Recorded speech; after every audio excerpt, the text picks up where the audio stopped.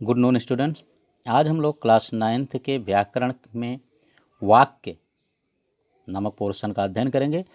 वाक्य के पार्ट 2 का अध्ययन करते हैं। इसमें देखिए, पिछले पार्ट में हमने अंगा यानी 5 वाक्य और अर्थ के आधार पर वाक्य के भेद, इनको हम पढ़ चुके हैं। उद्देश्य और विधेय उसको हम जान चुके हैं। तो आइए अब हम इसमें इसका अच्छा पार्ट देखते हैं, इच्छावाचक वाक्य, इसकी व्याख्या। देखिए, इच्छावाचक वाक्य किसे कहते हैं, सबसे पहले ये जान लेते हैं।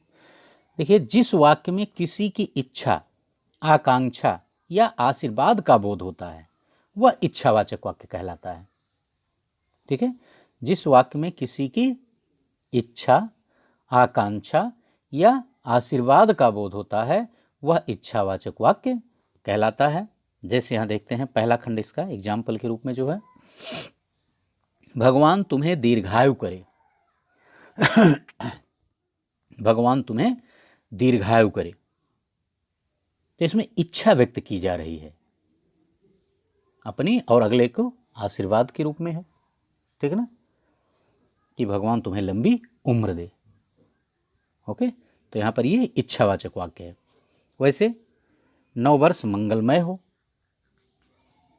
यह भी इच्छा व्यक्त की जा रही है कि हमारी यह इच्छा है कि आपके लिए भी 9 वर्ष मंगलमय हो। क्योंकि 9 वर्ष आदि पर या किसी त्यौहार पर हम एक दूसरे को बधाई आदि देते हैं नेटवर्किंग के द्वारा, तो उसमें 9 वर्ष की बधाई हो, 9 वर्ष आपके और आपके परिवार के लिए मंगलकारी हो, मंगलमय हो, इस तरह का देते हैं। तो ये हम दूसरे के मंगल की इच्छा, कामना व्यक्त कर रहे हैं। ठीक है ना, तो ये भी है। आइए अब हम इसका अगला भेद देखते हैं। अगला भेद है 6 संकेतवाचक वाक्य। तो हम संकेतवाचक वाक्य की सर्वप्रथम परिभाषा देख लेते हैं। देखिए, जिस वाक्य में किसी संकेत का बोध हो उसे संकेतवाचक वाक्य कहते हैं। संकेत माने आप जानते ही हैं, संकेत माने इशारा। जिस वाक्य में किसी संकेत का बोध होता है, संकेत का बोध माने ज्ञान, संकेत का ज्ञान होता है, उसे संकेतवाचक वाक्य कहते हैं। जैसे हम पहला एग्जाम्पल इसका देखते हैं, राम का मकान उधर है। उधर का मतलब इशारा किया जा रहा है, संकेत किया जा रहा है कि आप इधर जा रहे हैं लेकिन राम का मकान उधर है। ठीक है ना, कभी कभी देखते हैं कि हमसे कोई रास्ता पूछने वाला है, कि वो आके जब हमसे मिलता है और हमें कहता है कि हमें फला जगह जाना है, किधर से जाएं आप बता दीजिए। तो हम लोग कभी कभी ऐसा कहते हैं ना कि अरे वो तो आप छोड़ के चले आए, उसी तरफ था।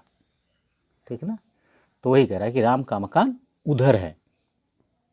यहाँ उधर शब्द जो है वह संकेत व्यक्त कर रहा है, इसलिए ये संकेतवाचक वाक्य हुआ। उसी तरह मोहन उधर रहता है। ठीक ना, मान लीजिए कोई मोहन को ढूंढते हुए आया, आप मोहन का घर जो है वो क्रॉस करके आपके पास पहुंच रहा है। आपसे उसने पूछा, प्रश्न किया कि सर मोहन का घर किधर है, तो आपने कहा कि मोहन घर इधर नहीं भैया, उधर है। ठीक, तो ये क्या हुआ, संकेतवाचक वाक्य हुआ। ओके, आइए अब हम इसका अगला पार्ट देखते हैं। अगला भेद है संदेहवाचक वाक्य। संदेह शब्द ही स्पष्ट है।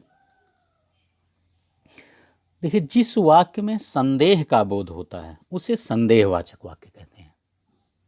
जिस वाक्य में संदेह का बोध होता है उसे संदेहवाचक वाक्य कहते हैं। इसमें संदेह बना रहता है, कन्फर्म नहीं हो पाता कि यह बात हुई थी कि नहीं हुई थी। ठीक है, तो वहां संदेहवाचक वाक्य होता है। जैसे आप यहाँ एक एग्जाम्पल के लिए देखिए, क्या वह यहाँ आ गया।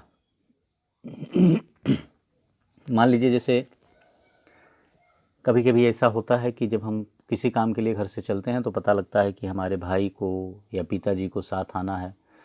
तो पिताजी कभी कभी ऐसा कहते हैं कि चलो ठीक है, तुम वहाँ पहुँचो, मैं फला आदमी से मिल करके वहाँ पहुँच रहा हूँ, लेकिन तब तक तुम पहुँचो। और उसके बाद जब पिताजी पहुँचते हैं तो वहाँ के लोगों से पूछते हैं कि क्या राकेश आ गया, क्या मोहन आ गया, क्या मुकेश आ गया। कन्फर्म तो नहीं है, ठीक है ना, कि आ ही गया होगा, लेकिन इतना रहता है कि शायद आया हो, संदेह है। इसीलिए है कि क्या वह यहाँ आ गया। यानी वो पहुंच गया है कि नहीं पहुंचा है, इसमें संदेह है। तो संदेह का बोध हो रहा है, संदेह का ज्ञान हो रहा है, इसलिए यह वाक्य जो है वह संदेहवाचक वाक्य है। उसी तरह से दूसरा एग्जाम्पल, क्या उसने काम कर लिया। अब देखिए यहाँ भी आश्चर्य व्यक्त हो रहा है, संदेह व्यक्त हो रहा है।